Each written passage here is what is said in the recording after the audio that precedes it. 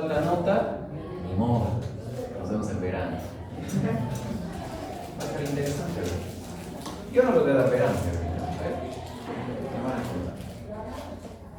Entonces, técnica quirúrgica en sí es un tema, es una rama bastante compleja que nosotros los cirujanos tenemos que dominar. ¿Qué es la técnica quirúrgica propiamente hablado? Son todas las maniobras tácticas, como quieran verlo, que nosotros vamos a realizar para... ¿Qué pasa?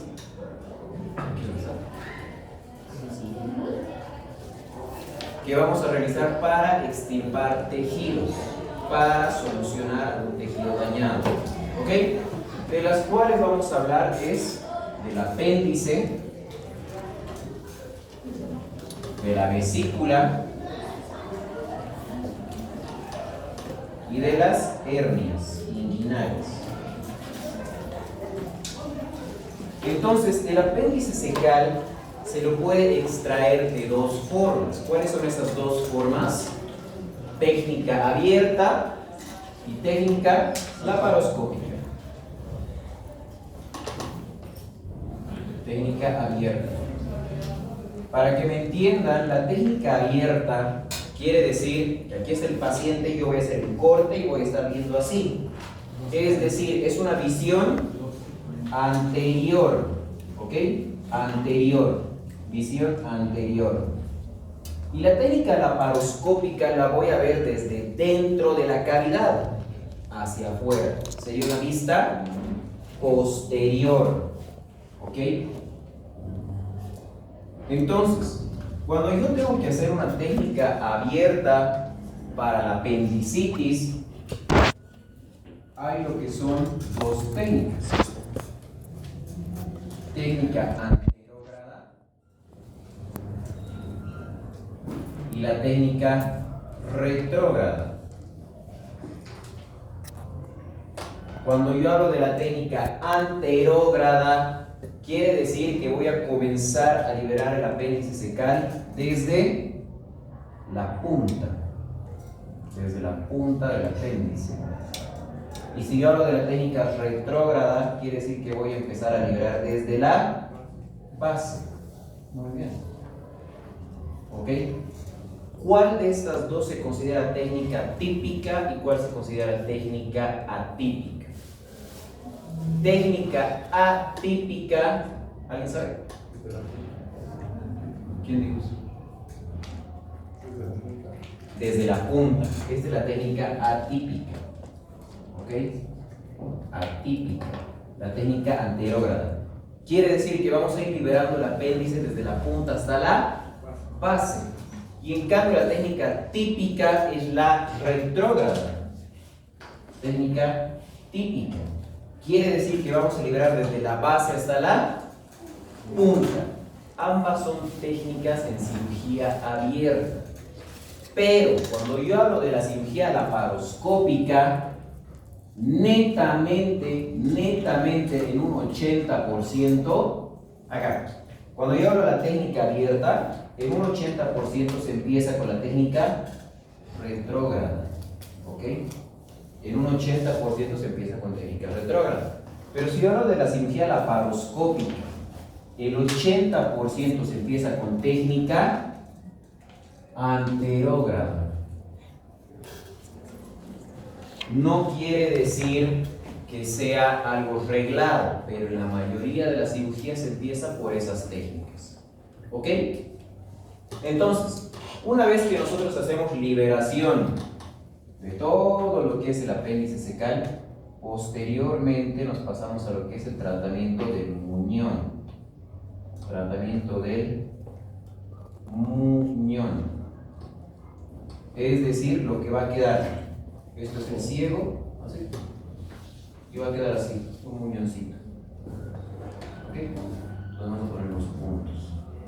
¿Listo? ¿Por qué es importante el manejo del muñón apendicular? ¿Alguien tiene alguna idea? Porque si hago un mal manejo del muñón apendicular, se me va a abrir.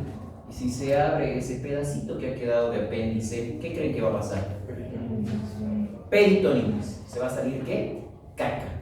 Va a salir caca por ahí. ¿Qué tipo de peritonitis va a ser? Fecaloidea o estercoracia, que es lo mismo. Grave, muy grave. Graves. ¿Ok?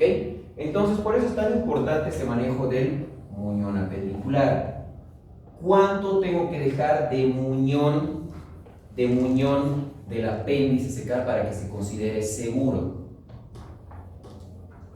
Por lo menos 1 centímetro se tiene que dejar de muñón apendicular. Es decir, esto que queda, este pedacito del apéndice, tiene que ser aproximadamente de 1 centímetro. ¿Y dónde voy a hacer la ligadura del apéndice secal? En la base. ¿A qué parte de la base? Para que me entiendan. Este es el ciego. Aquí viene así lo que es el apéndice. Sus tenias, ¿no? Sus tenias. ¿Dónde creen que voy a poner el muñón? Perdón, los puntos. Aquí, la sutura aquí, aquí o acá. ¿Acá? ¿O acá? ¿Acá? Siempre pegado a nivel de la base. Como les digo, ¿dónde voy a cortar este apéndice? A 1 centímetro de distancia. 1 centímetro de distancia. Corto acá. Me va a quedar así. ¿Listo? Posteriormente, ¿qué es lo que se hace con este muñón apendicular? ¿Alguien ya ha visto cirugía de apéndice? ¿Alguien ha operado de apéndice? ¿A ti? ¿Te han operado? No, pero Posteriormente se cauteriza lo que es la mucosa. Se lo cauteriza, se lo quema. ¿Por qué? ¿Por qué se quemará eso? Porque queremos evitar lo que es un mucocele. El mucocele es una complicación de la mucosa que ha quedado ahí dentro del apéndice. Entonces, para evitarnos eso, lo cauterizamos. ¿Listo? Esta complicación del mucocele es menos del 1%. Pero no queremos entrar en ese menos del 1%, entonces mejor lo cauterizamos. ¿Listo? ¿Qué más con respecto al tratamiento del apéndice? Nada más. Cuando nosotros hablamos, ¿está entendido hasta acá todo de apéndice? ¿Sí, no? Cuando nosotros hablamos de la vesícula biliar, igual vamos a manejar estos dos términos.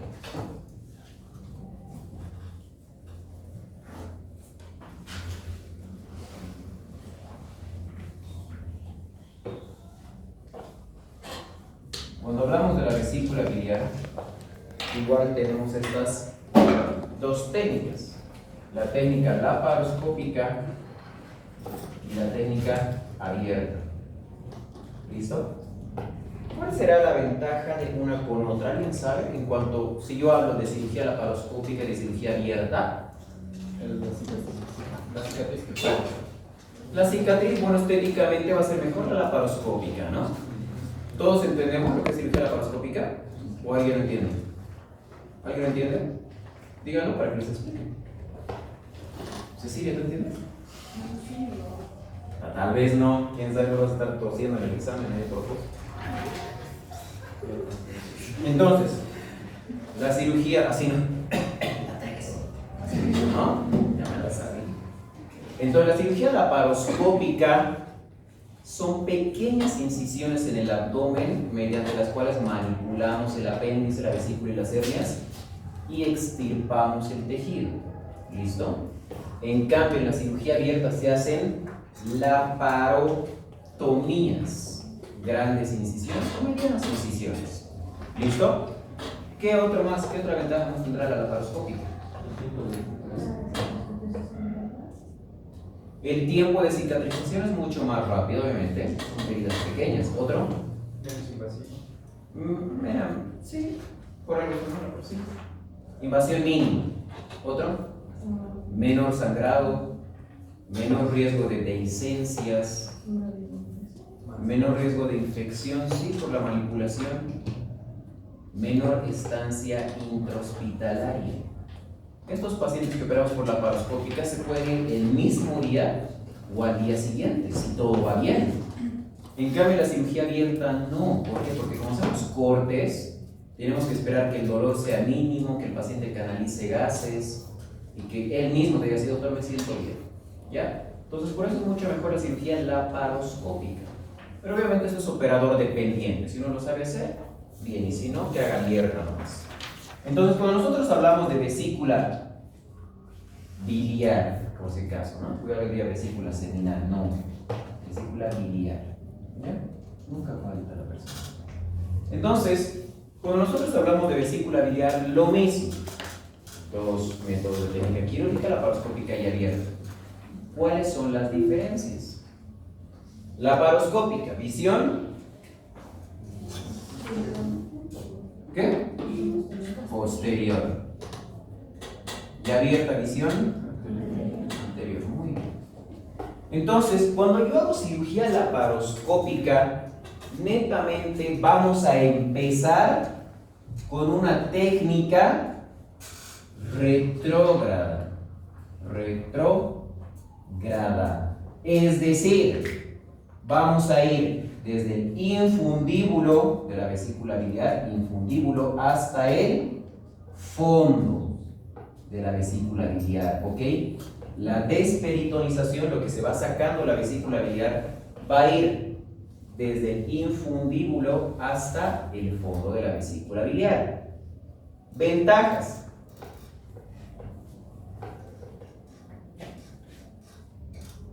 Menor riesgo de lesión del conducto colédoco, también conocido como la vía biliar principal.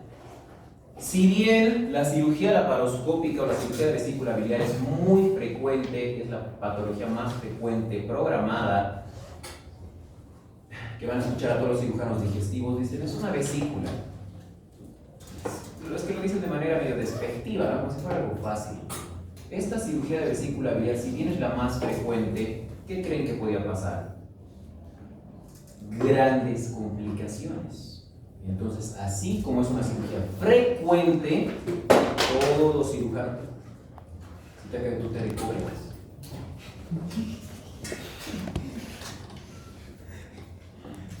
Nadie tiene un sueño con 16, ¿no? Por eso lo botan sus hombres. Ese sí. ¿Ya? Entonces, la cirugía de vesícula biliar es una cirugía de demasiado cuidado. Cuando ustedes escuchan cirugía de vesícula biliar, no menosprecien.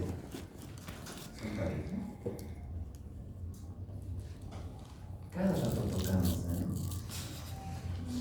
Entonces, es algo que se teme la lesión de la vía biliar. ¿Cuánto será este porcentaje de lesión de vía biliar?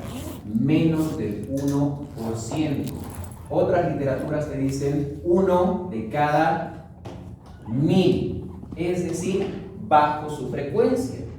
Pero es importante ser cuidadosos en este tipo de cirugías. Como les digo, la cirugía laparoscópica se comienza de forma retrógrada y menos riesgo de lesión de vía biliar. Pero ¿qué pasa?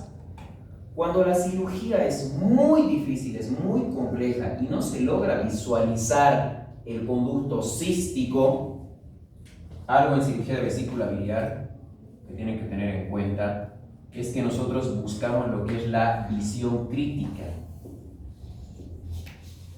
Crítica. O también conocido como critical view en inglés. ¿Qué es lo que engloba esta visión crítica?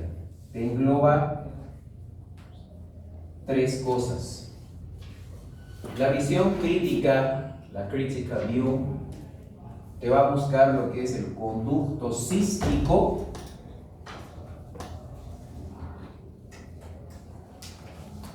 Yo ya he llegado. ¿Qué? No te dije nada. No, típica mujer. Conducto cístico. Vamos a visualizar la arteria cística y hacia posterior vamos a visualizar el lóbulo hepático. Esas 3 cosas nosotros tenemos que encontrar en una critical view o visión crítica. ¿Por qué será tan importante eso, doctor? Porque si yo encuentro eso, es una cirugía segura. Menor riesgo de lesión de vía biliar.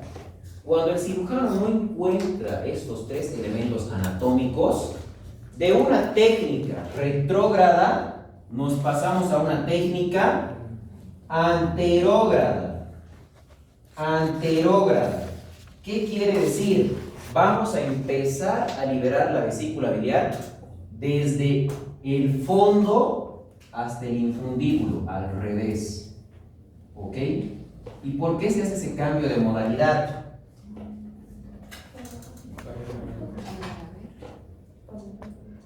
Para evitar eso, la lesión de lo que es la vía biliar. Podemos lesionar lo que es la vía biliar. Entonces vamos a comenzar desde arriba. Pero ¿qué pasa? Que al hacer esta técnica hay mayor riesgo de sangrado. La técnica anterógrada, mayor riesgo de sangrado. Pero menor riesgo igual de lesión de vía biliar. A diferencia de esta de la retrógrada, es poco el sangrado. Poco sangrado. Casi no va a haber sangrado. Y cuidamos lo que es la vía biliar. ¿Listo? ¿Se entiende? ¿O no? Ya lo han probado, ¿no? Para los que no lo han probado, ¿no? Entonces, esto en cuanto a lo que es cirugía laparoscópica. Cuando yo hablo de la cirugía abierta, que es una visión anterior, ¿cómo será la extirpación de la vesícula biliar? Se comienza de manera anterógrada. ¿Siempre, doctor? Siempre. Alguna que otra vez puede ser retrógrada, si está fácil la cirugía, pero normalmente siempre se empieza de manera anterógrada. ¿Listo? Complicaciones en este tipo de cirugías. Como bien les decía, lo que más se teme es la lesión de la vía biliar principal, también conocido como conducto colédoco. El conducto colédoco, ¿por quiénes está formado? ¿Alguien sabe? Así viene la vesícula biliar, este es el infundíbulo, conducto cístico, conducto hepático común, conducto hepático izquierdo, derecho hepático, conducto colédoco. Entonces, el conducto colédoco, que es este de acá abajo, Creo que me falta el Jesús.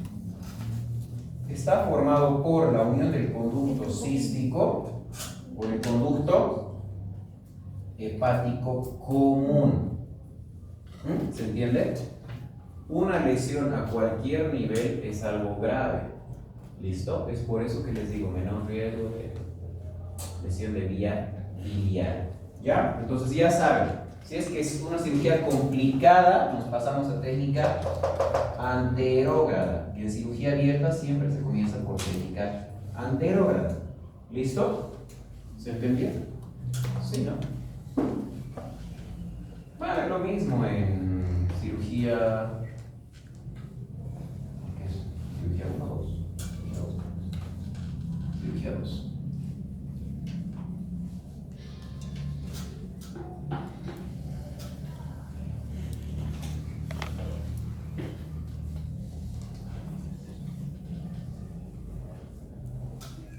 Ahora, para hablar de lo que es hernias.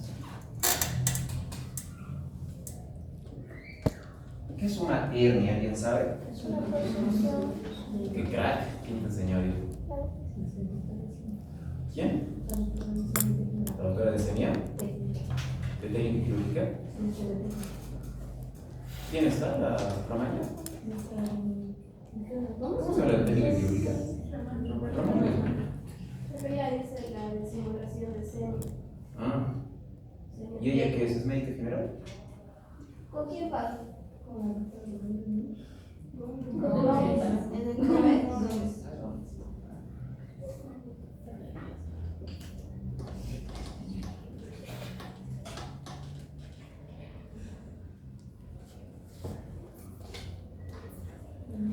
Ya. Entonces, dilo, ¿qué es una hernia? Los órganos ya se arregla porque no hay buen tono muscular. ¿No hay buen tono muscular? Ah, sí, Son sí. hipotónicos, no presentan buen riesgo de los músculos y hay hernias tanto las que que son absorbibles y las no absorbibles. Y de las no absorbibles tenemos también las estranguladas y las no estranguladas. Y de las. Silencio, claro. ¿Te gusta la sesión? Sí, vas a explicar, es que son irrespetuosos. Estás enamorando, no sé si. ¿Es de tu grupo, sí? Bien. Ese de ellos.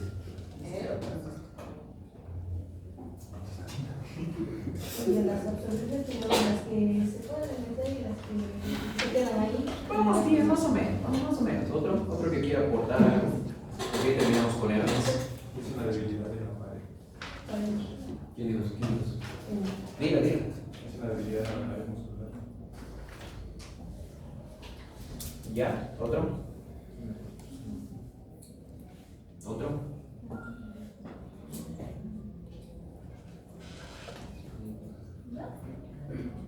Sí, te estoy mirando fijamente. Protrusión de una ausaridad de un tejido.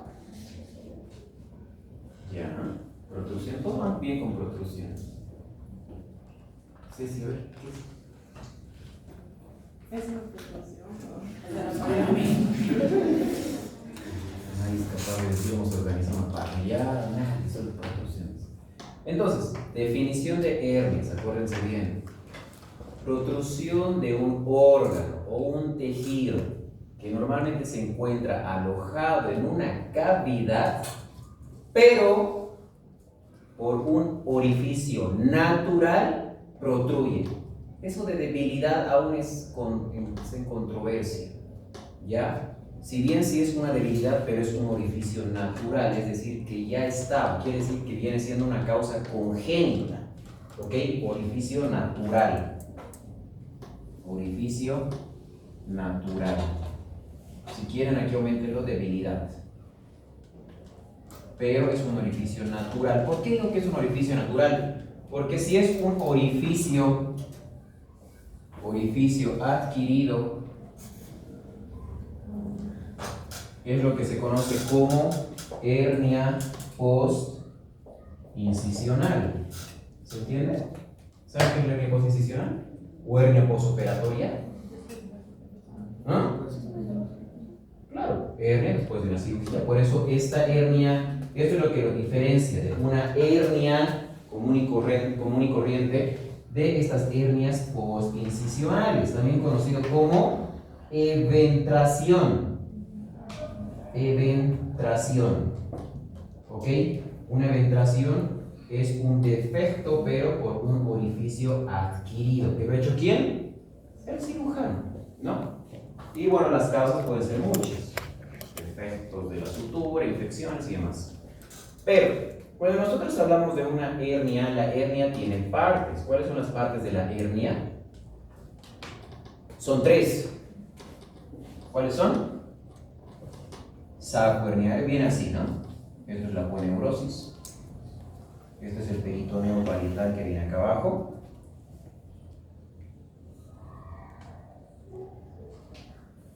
Y el contenido, que muchas veces es intestino. Entonces, ¿cuáles son las partes? Anillo herniario, 1, compuesto principalmente por aponeurosis. El segundo es el saco herniario, conformado principalmente por peritoneo. ¿Qué tipo de peritoneo?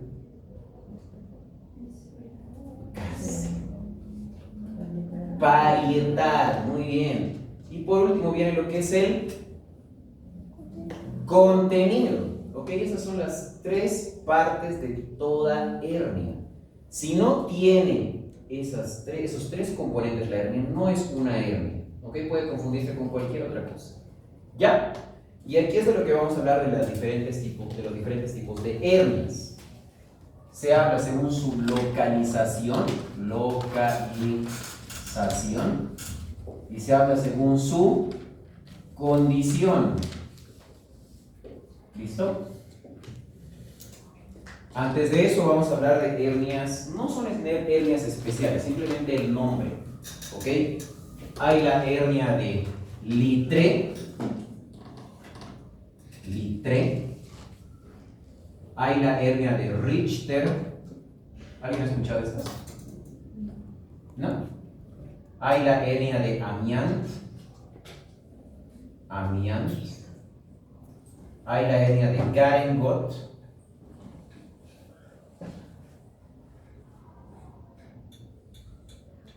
¿Y cuál es el que está ahí? La hernia deslizada. Deslizada. La hernia en pantalón. Y hay otras dos que es la hernia de Petit y del cuadrilátero del Springfield.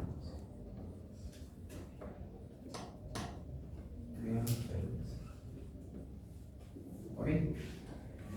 Cuando yo hablo de una hernia de Litre, quiere decir que el contenido de esta hernia es el divertículo de Meckel. ¿En quiénes será más frecuente? Niños. ¿Ok? Niños. Richter quiere decir que el contenido herniario es un pedacito, está pellizcando el borde del intestino delgado, está pellizcando el borde del intestino delgado, una de sus paredes. ¿Pero qué pared? El borde antimesentérico. El mesenterio, no nos olvidemos que es toda esa grasita que contiene vasos sanguíneos. El borde antimesentérico lo está pellizcando, lo está atrapando. ¿Ok? Eso es la hernia de Richter. La hernia de Amiant. ¿Alguien sabe qué es? La hernia de Amiant y de Garengot, ambos contienen el apéndice secal en el contenido. Pero ¿cuál es la diferencia? Que esta hernia de Amiant es una hernia inguinal que contiene ¿qué? El apéndice secal, ya sea inflamado o no. Y la hernia de Garengot es una hernia crural o femoral, que es lo mismo, que contiene el apéndice secal. ¿Listo? ¿Qué es una hernia deslizada? ¿Qué es una hernia en pantalón? La hernia en pantalón, imagínense un pantalón, ¿no? Quiere decir que tiene tanto una hernia inguinal directa como una hernia inguinal indirecta. Tiene los dos tipos de hernia. Por eso es en pantalón. ¿Listo? Cuando hablamos de una hernia deslizada, ¿qué querrá decir? Que parte del saco herniario, esto que está principalmente formado por peritoneo parietal, también está formado por una parte del órgano, que puede ser del intestino. Quiere decir que parte del saco herniario está formado por tejido de algún órgano. A eso se lo conoce como hernia deslizada. Estas son difíciles de tratar porque podemos perforar el órgano. ¿Ok?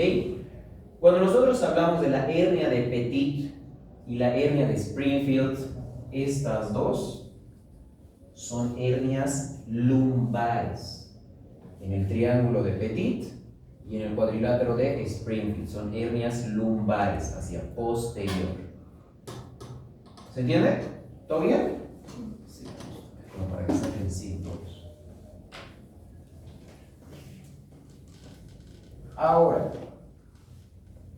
cuando nosotros hablamos de hernias epigástricas, nos vamos a ir ahora por su localización.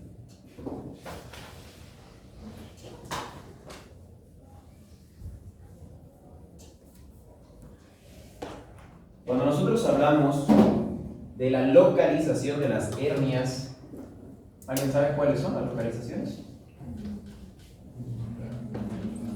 Frente, ¿quién ha dicho eso?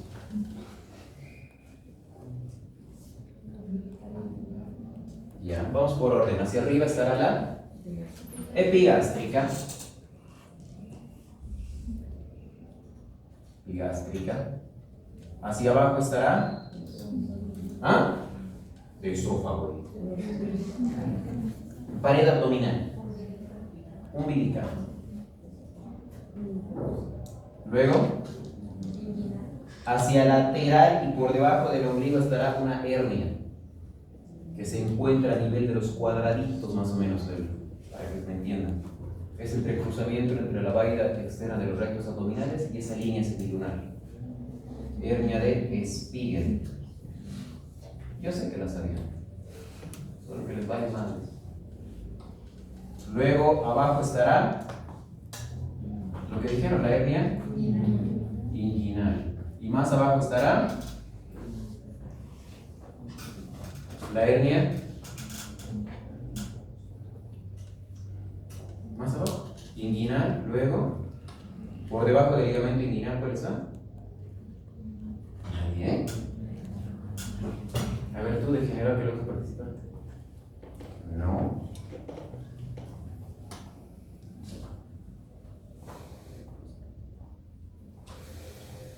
Hernia femoral, o también conocido como hernia crural. ¿Ok? Esas son todas las hernias que tenemos en la pared abdominal anterior. Son todas las hernias que tenemos en la pared abdominal anterior. Ahora, cada una tiene sus diferencias. Y ya no lo voy a anotar porque me da flojera. Así que escuchen mi audio 3 de la mañana. ¿Ok? Entonces, la hernia epigástrica es una hernia poco frecuente. Es una hernia que se da en el 20% de la población, 25% de la población. ¿Listo? ¿En quiénes es más frecuente? En hombres. ¿A qué edad? Más de 50 años, o algunas literaturas dicen más de 60 años. ¿Cuál es el principal contenido de esta hernia epigástrica? ¿Cuál creen que es el principal contenido? En general, el principal contenido es... Díganlo. ¿Cuál es el principal contenido de la mayoría de las hernias? Santa Cecilia. Patrona de los músicos. Eso, ¿quién dijo eso? ¿Qué tipo de intestino delgado es? Eso, muy bien. En general. Pero en la hernia epigástrica su principal contenido es grasa preperitoneal. Y en segundo lugar, el intestino delgado. ¿Listo? La hernia epigástrica, ¿cuándo se tiene que tratar? Cuando es sintomático. Si el paciente tiene síntomas, se lo trata. ¿Ok? Si no tiene síntomas, bueno, lo podrías programar. Ya, como cualquier hernia. Pero ¿qué pasa? Que estas hernias epigástricas, aquí nos vamos a ver, eso es decir, paréntesis. Según su condición, las hernias, su clasificación, se van a clasificar en reducibles, no es absorbibles, ¿no? Reducibles, que tú dijiste absorbibles, ¿de acuerdo? Irreducibles. Y a su vez estas se subdividen en las reducibles. ¿En qué se dividen? Complicado, coercibles,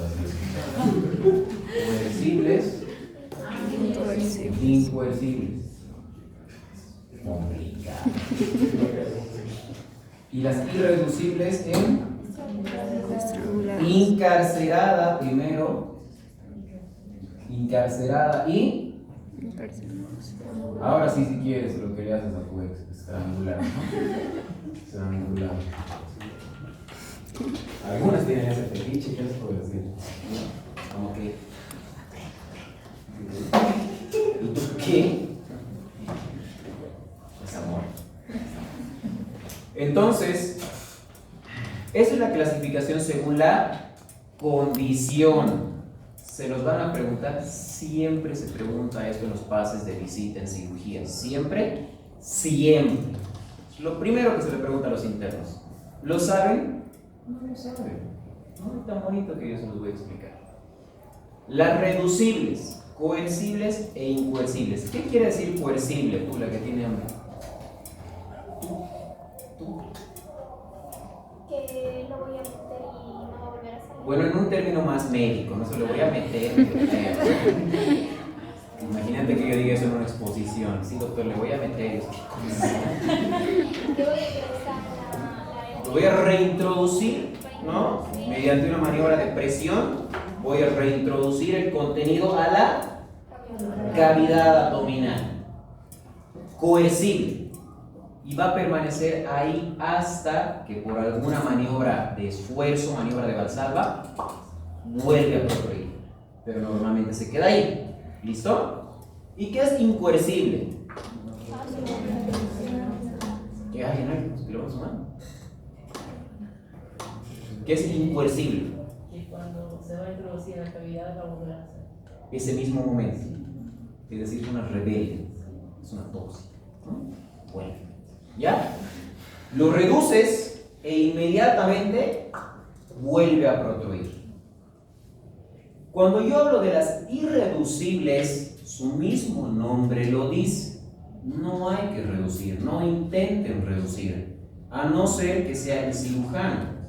Si yo soy el cirujano y yo veo, yo puedo intentar reducir, pero ustedes como internos no. ¿Por qué? Nos ha pasado. Y bueno, creo que he visto esto incluso en el internado, creo que vienen a mis amigos. Que viene alguien con su hernia, ahorita vamos a ver las diferencias. La hernia incarcerada y la hernia estrangulada. Las diferencias son que la hernia incarcerada, vuelvo a repetir, ambas son irreducibles, no hay que reducir. Pero la incarcerada quiere decir que es una masa que está blanda, pero no se va a reducir, está blanda, ¿ok? Está brillosa. El paciente dice, sí, me duele, pero no hay cambio en la coloración de la piel, no hay cambios. En cambio, la estrangulada, como su mismo nombre lo dice, está a tensión, es como si estuvieras reventando esa piel. Tú lo ves y el paciente está con mucho dolor, demasiado dolor, y el cambio en la coloración de la piel va desde rojo, eritematoso, hasta una coloración violácea, ¿ok? Cianótica, azul, ¿listo? Entonces, ustedes no sean buenas personas e intenten reducir esto, por más de que sea una incarcerada. ¿Por qué? Porque puede que ya haya datos de necrosis, lo has introducido y se va a estar muriendo por dentro y va a ser peor, se va a complicar peor el paciente. Si ustedes ven que está medio duro esa masa, llámenle al cirujano, él que se encargue. Porque si yo lo reduzco, digo que lo he reducido, puedo entrar a quirófano, prepáreme quirófano en 1 hora. ¿Por qué? Porque sé que algo malo podría haber pasado. ¿Ya? Ustedes no. Estas reducibles, van a ver, son masas que tú lo palpas, ¡plup! Se entra. Se sale, se entra. Si se sale, si entra y se sale, es una incoercible. Si lo introduces y se queda ahí, es una coercible. Mira cómo se escapa. Ay, así es por más tan enamorados. ¿Ya? ¿Se entendió de esa según su condición? ¿Cuál se opera de emergencia? Emergencia. La única emergencia que tenemos es la estrangulada. ¿Y cuáles son de urgencia? La encarcerada. Eso, muy bien. La incoercible. Y ahora para ti, ¿cuál es la diferencia entre urgencia y emergencia? Sí.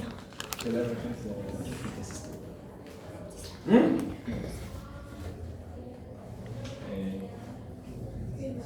Princesita, ¿de quién? Princesita XX.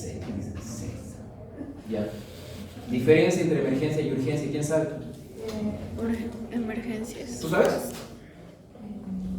Emergencia es algo que el paciente necesita al instante y la urgencia es algo que puede esperar un poco más, pero la emergencia es algo que se hace en ¿Cuánto es el periodo de espera?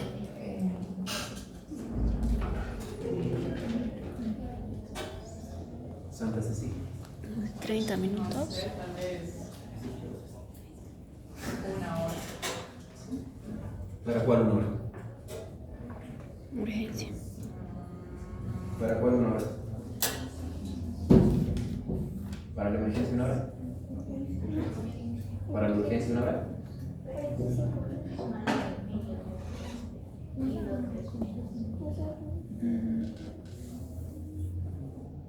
Más o menos. ¿Alguna otra idea? La emergencia es cuando está en riesgo la vida del paciente. sí requiere una atención, pero no tan inmediata. Ya, sí, vamos por ahí. La emergencia quiere decir que hay riesgo de muerte del paciente o de un daño irreversible de un órgano diana o de un tejido. Y el tratamiento es inmediato, no hay horas, no hay minutos, es decir, ahí se pasa a quirófano. Eso es una emergencia. Una urgencia, igual, hay un riesgo de muerte del paciente, pero se puede esperar, ¿ok? Se puede esperar, ¿cuánto? Hasta 6 horas, 12 horas. Yo tengo una pregunta, ¿el procedimiento informar los laboratorios de la operación del paciente? ¿Cómo? Si tiene que entrar en una urgencia al quirófano, necesitamos los datos del laboratorio del paciente y su consentimiento informado. Los datos del laboratorio del paciente. O sea, me estás diciendo que si quiero entrar a una cirugía de emergencias, ¿cómo hago para tomar los laboratorios? Porque se van a comunicar los entonces que sí o sí necesitan los datos del laboratorio del paciente y su consentimiento informado. Claro.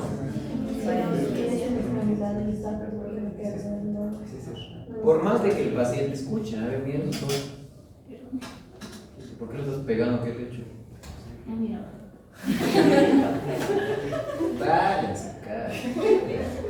Por más de que el paciente llegue apuñalado, llegue atropellado y todo, siempre va a llegar con alguien. Si no llega alguien, por ejemplo, un mendigo, un vagabundo como sus ex, ¿no? ¿Qué vamos a hacer? Ya no tenemos datos. ¿Pero qué tenemos que hacer? Pruebas de laboratorio. Desde que ingrese el paciente hasta que entramos a quirófano, pruebas de laboratorio.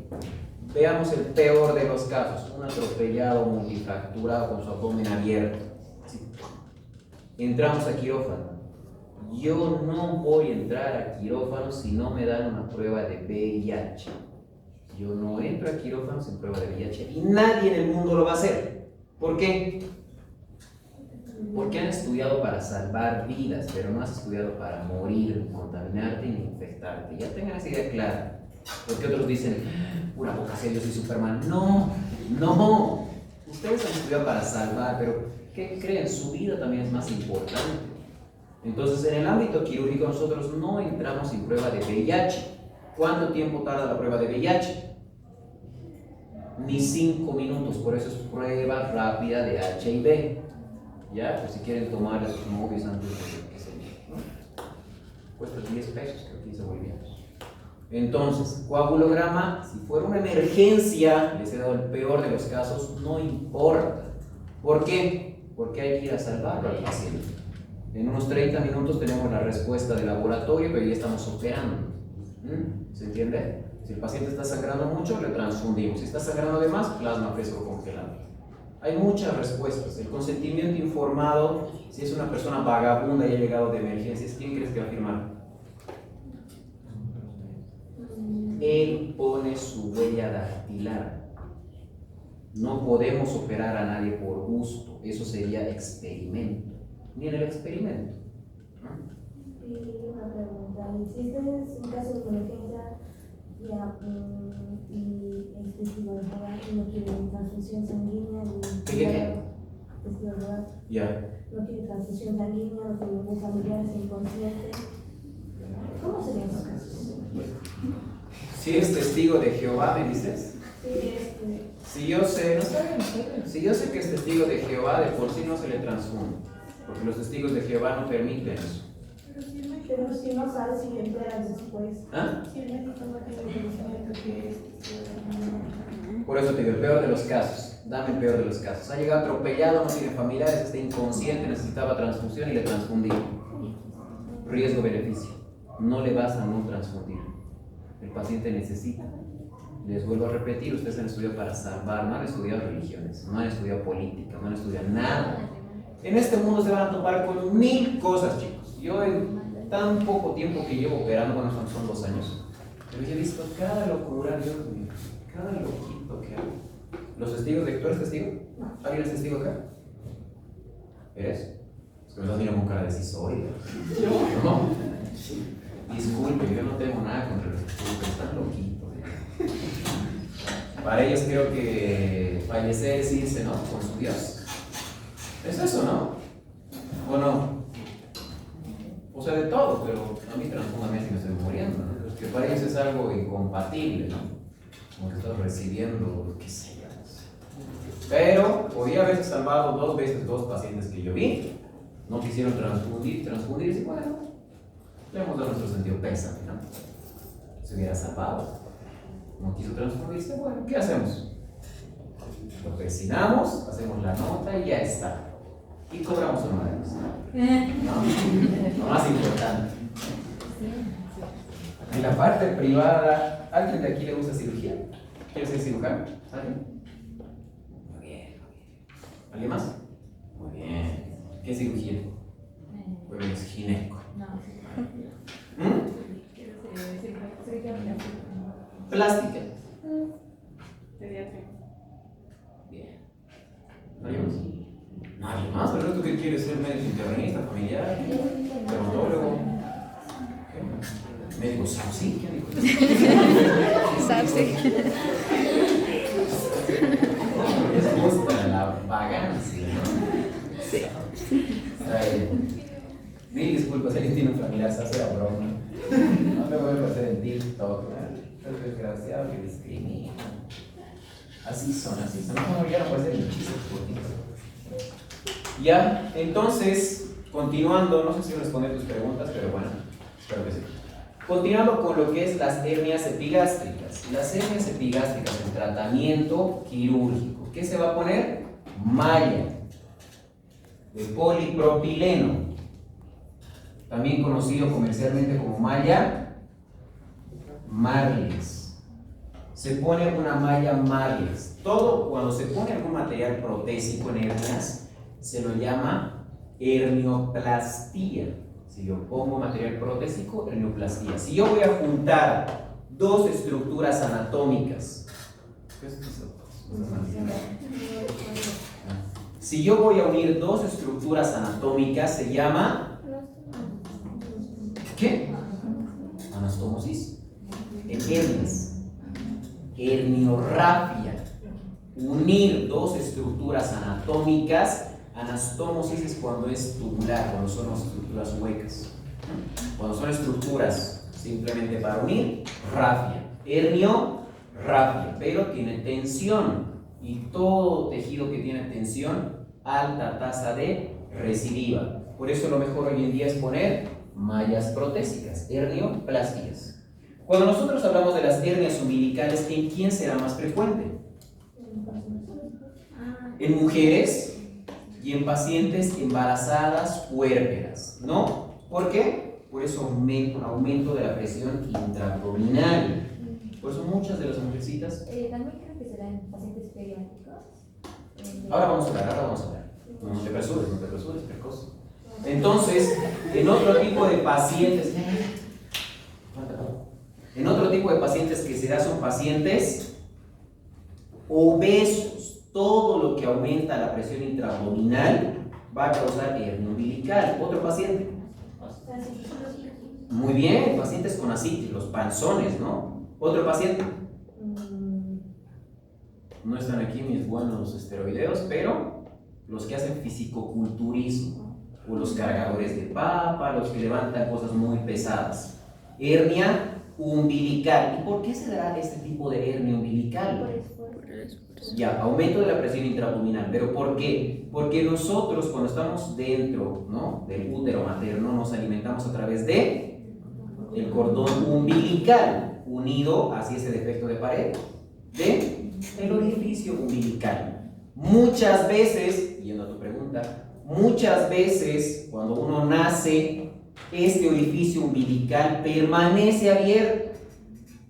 ¿Hasta qué tiempo se espera para que se cierre en los niños? Hasta los 4 años. 2 a 4 años se puede esperar para que ese orificio se cierre. Si no se cierra ese orificio umbilical, se da puntos, seropostura, herniorrafia. En los niños jamás se pone malla protésica. ¿Por qué? Porque crece el niño.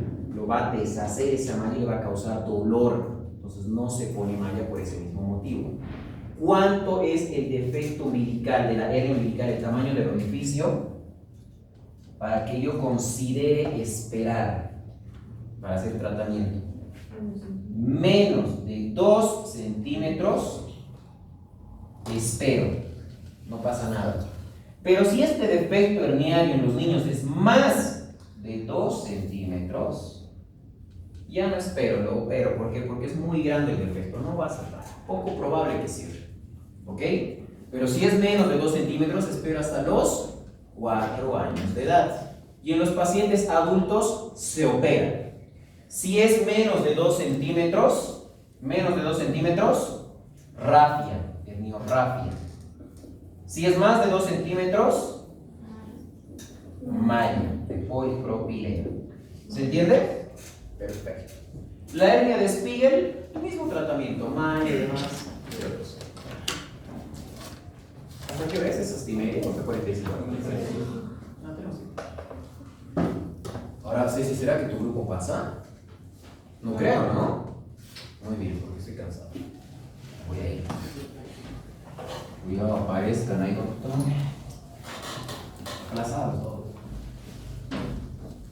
Cuando nosotros hablamos de las hernias inguinales y de las hernias crurales, es importante diferenciar su localización. ¿Ya han llenado las 2 hojas? Han puesto grupo 1, grupo 2, ¿no?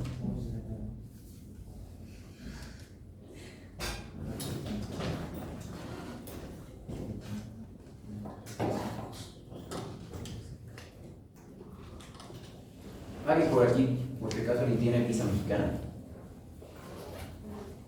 ¿Alguien? Bueno, les voy a contar un chisme. ¿Qué? ¿Qué dijo? Testigo de Jehová me ha dicho. Te vas a hacer asesinar, te vas a dar en el examen.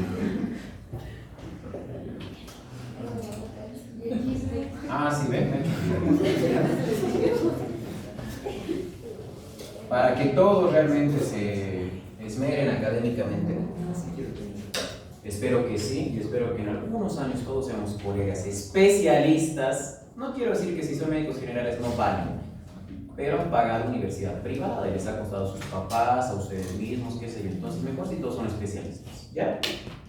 Entonces yo postulé, creo que les dije que postulé a cirugía metabólica y endoscópica en México. ¿Les dije? ¿No les dije? A otro grupo favorito. ¿Al tuyo es Ceci? Tampoco es el favorito. Bueno, entonces, para postularte a fellows, cuando ya eres especialista, quiere decir subespecialidad, te piden requisitos. Entre ellos te piden notas de toda tu residencia médica y currículum, cursos y demás. Ya, esto es para ustedes. Cuando sean residentes o especialistas, siempre destáquense en cuanto a nota, residencia, sean jefes. Quien les diga que jefatura no vale la residencia es mentira, sí te valen puntos. Y hagan trabajos de investigación, que aquí les impulsa bastante su universidad. Entonces yo postulé a México con 1001 cosas de esas. Y bueno, gracias a Dios y al esfuerzo, el próximo año me voy a México. Entonces ya no nos vamos a ver así. Que quería darle, la verdad estaba con plan de seguir acá. Pero se me dio la opción, entonces me voy a México en febrero. Puede ser cirugía metabólica endoscópica. Puede ser el mero de que un año voy a volver así. Escucha. Bala. ¿Ya? Pero esto es para que todos se destaquen. Si alguien les exige que sean ustedes mismos, que no sea tu novio, ¿no? Que no sean sus amantes, ustedes estudien por sí mismos. ¿Ya? Espero que todos de aquí a un tiempo seamos colegas especialistas. ¿Por qué? Porque al final de cuentas es para ustedes, ¿no? Ustedes se van a mantener. ¿Ya? ¿Alguien de acá es de Brasil? Bueno, creo que nadie. Brasil igual es una muy buena... Ah, ¿eres de Brasil? ¿Es de Brasil? ¿Sí? Bueno, Brasil es una muy buena escuela, así que retornen a Brasil los brasileños. ¿Por qué no se queden acá, digamos? Con miedo lo dicen, ¿no? ¿Por qué? ¿Qué ha pasado?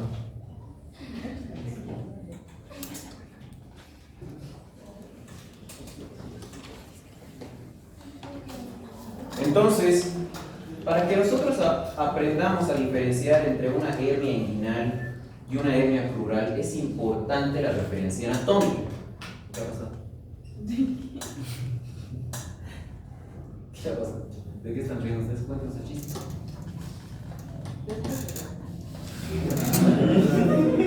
Cese, por favor. Entonces, todo lo que está por encima del ligamento inguinal, hernia inguinal. Y todo lo que está por debajo del ligamento inguinal, hernia femoral o crural. ¿Ok? ¿Cuál es la diferencia entre las hernias inguinales? Acá hay un triángulo así.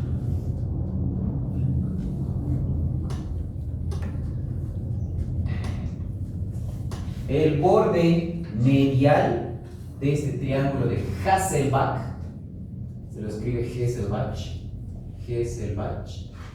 pero se lo pronuncia Hasselbalch.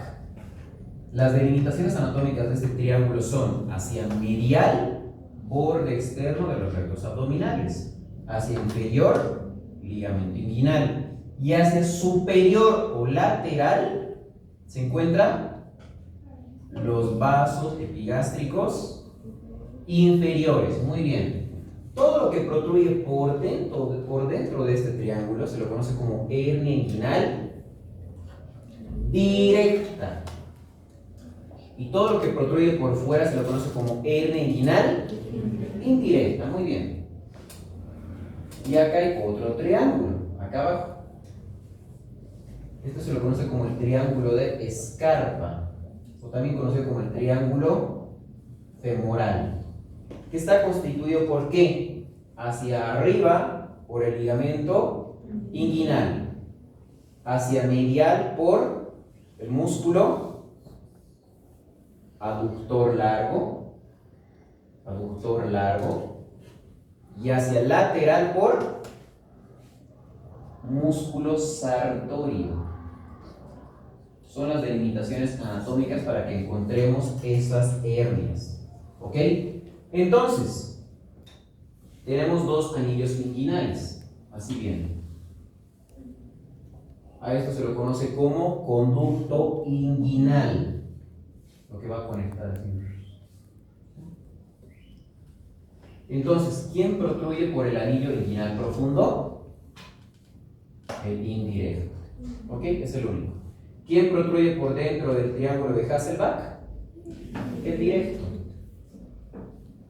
La hernia inguinal indirecta es más frecuente en hombres y es de causa congénita. ¿Por qué? Por persistencia del conducto peritoneo vaginal. ¿De qué lado es más frecuente? Del lado derecho. ¿Por qué? Porque este conducto es más largo y a veces no se cierra en el niño. ¿Ok? En cambio, esta hernia inguinal directa igual es más frecuente en hombres, ¿no? Pero es de causa adquirida. ¿Por qué? Por debilidad de la pared posterior del conducto inguinal, conocido como la fascia transversalis. Por eso se da esa hernia, debilidad de la pared posterior del conducto inguinal, la fascia transversalis. De todas las hernias que hemos hablado, ¿cuál es la más frecuente en la pared abdominal? La más frecuente es la hernia inguinal indirecta del lado derecho. Acuérdense, ¿ok? La hernia inguinal indirecta del lado derecho. Y cuando nosotros hablamos de la hernia crural o la hernia femoral, ¿en quién será más frecuente? En mujeres. ¿Qué tipo de mujeres? Tóxicas, no. ¿Qué tipo de mujeres? Puérperas embarazadas. ¿Ok? Es más frecuente en ese tipo de mujeres. Puérperas o embarazadas. ¿Listo? ¿Cuál de todas esas hernias inguinofemorales creen que tenga mayor tendencia a estrangularse? La hernia crural. ¿Por qué? Porque el defecto herniario es pequeño, es menos de 1 centímetro, entonces a veces lo pellizca y se estrangula. No va a causar datos de obstrucción intestinal, pero sí de sufrimiento intestinal. Se puede perforar ese intestino y es una cirugía de emergencias. ¿Ok? Es la más frecuente de estrangularse, la hernia femoral. ¿Se entiende hasta ahí? Perfecto.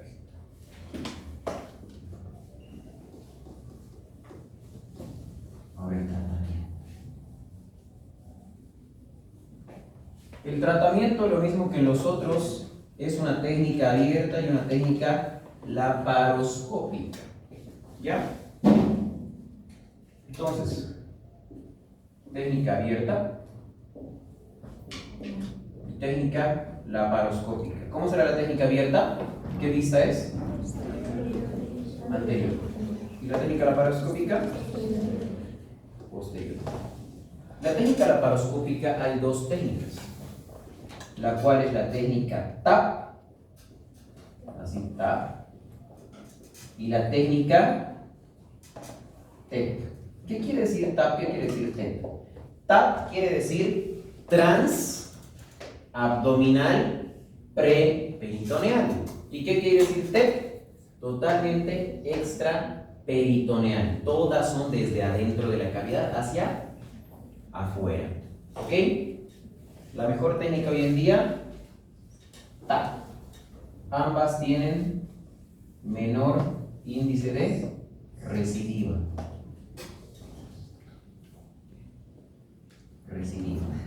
Cuando hablamos de la técnica abierta, la anterior, hay 2 tipos de técnicas. Hablamos de la técnica sin tensión y hablamos de la técnica con tensión. ¿Alguien sabe cuáles son? La técnica sin tensión, también conocida como la técnica de Liechtenstein. Y las técnicas con tensión, las 3 más frecuentes, que son Bassini, McVeigh, que está cuchicheando ahí, y Shouldice. ¿Por qué se llamarán técnicas con tensión y técnicas sin tensión? Se llaman técnicas sin tensión, ¿por qué? Porque donde se encuentra el orificio herniario, la debilidad, vamos a poner simplemente una malla. Así. Listo, nada más. Y vamos a poner puntos de fijación en la malla. ¿Dónde se ponen esos puntos de fijación? Ligamento de Cooper, acuérdense. Se pone en el ligamento inguinal, y se lo pone en el tendón conjunto. En esos 3 puntos anatómicos se ponen puntos de sutura. ¿Para qué? Para evitar teóricamente que no se mueva esta malla. ¿Listo? Cuando hablamos de técnicas con tensión, a esto se lo llama hernioplastia. Y estas técnicas con tensión se los llama muy bien, rafia. ¿Ok? Entonces, esto es netamente memoria, porque ustedes no se van a ubicar, no sé qué dominen anatomía. Pero, para fines prácticos, la técnica de Bassini va a rafiar lo que es tendón conjunto más ligamento inguinal. La técnica de McVeigh va a rafiar el tendón conjunto más el ligamento de Cooper. Y la técnica de Shouldice va a ser una plastía, es decir, una reconstrucción de la fascia transversalis, más una técnica de Bassini, es decir, tendón conjunto más ligamento inguinal. Muchas veces Cuando en la técnica de Lichtenstein vemos un defecto herniario muy grande, más de 2 centímetros, ¿qué técnica con tensión sumamos acá? La técnica de Bassini. ¿Ok? Si el defecto herniario es muy grande, usamos técnica de Bassini más colocación de malla, técnica de Lichtenstein. ¿Se entiende? ¿Cuál de estas técnicas creen que es la mejor en la cirugía abierta? Exacto, la que es sin tensión. La técnica de Lichtenstein. ¿Por qué? Menor recidiva. ¿Ok? Menor recidiva. Y cuando hablamos del tratamiento de una hernia crural, simplemente colocamos una malla más grande, haciendo una técnica de Lichtenstein, más grande, cosa de cubrir el orificio crural. ¿Listo? ¿Se entendió? ¿Dudas, preguntas? ¿Quedó todo claro? Yo creo que sí en el examen, ¿no? Yo acho que sí. Ahora sí, pásenme sus listas, por favor. Santa Cecilia, espero que tu grupo no esté ahí esperándome. No sé, yo me voy a ir. Voy a decir, Ceci dijo. Lapicero.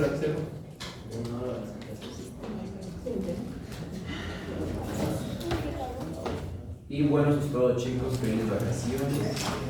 Para los que ya están aprobados, obviamente, ¿no? Nos vemos el 10 de su examen, ¿no? ¿O no saben? ¿Cuánto por ciento va a quedar el? Esto va a entrar todo. Del otro va a entrar el 99.9%.